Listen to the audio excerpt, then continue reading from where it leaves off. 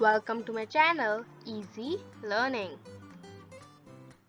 Don't forget to subscribe and hit the like button. Water Cycle by Purva Patil. What will we learn? What is a water cycle? Which processes are involved in water cycle? How does it works? What is the importance of trees in water cycle? Why does rainfall varies in different areas? What can we do to conserve water? Water cycle. The water cycle is the path that all water follows as it moves around our planet. Processes involved in water cycle. Evaporation. Evaporation is the process by which water changes from a liquid to a gas or vapor.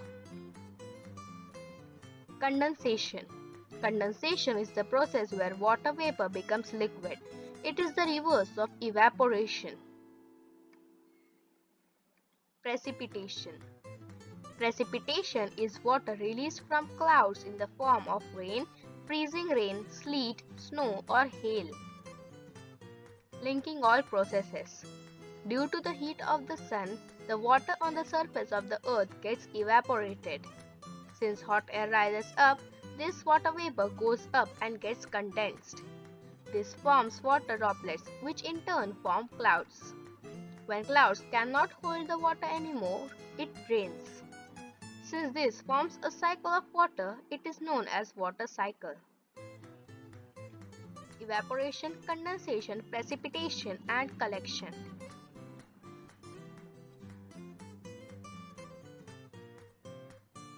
Trees are very important in water cycle. Wondering why? Trees convert groundwater into water vapor. This process is known as transpiration. They do this conversion during photosynthesis. Photosynthesis is the process of preparing food in plants with the help of sunlight, water, carbon dioxide, and chlorophyll. As you know, water vapor is necessary in water cycle. Therefore, trees are important as well. Why does rainfall varies in different regions? Naturally, rainfall varies due to climatic conditions.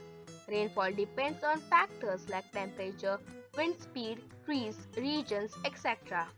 Rainfall also varies due to human interference like deforestation, urbanization, etc.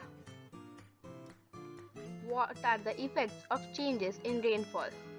Due to changes in rainfall, natural calamities like floods, droughts, etc. can occur. This may result in death of many people, starvation due to agricultural disturbance, loss of property, desertification, etc. What can we do in this?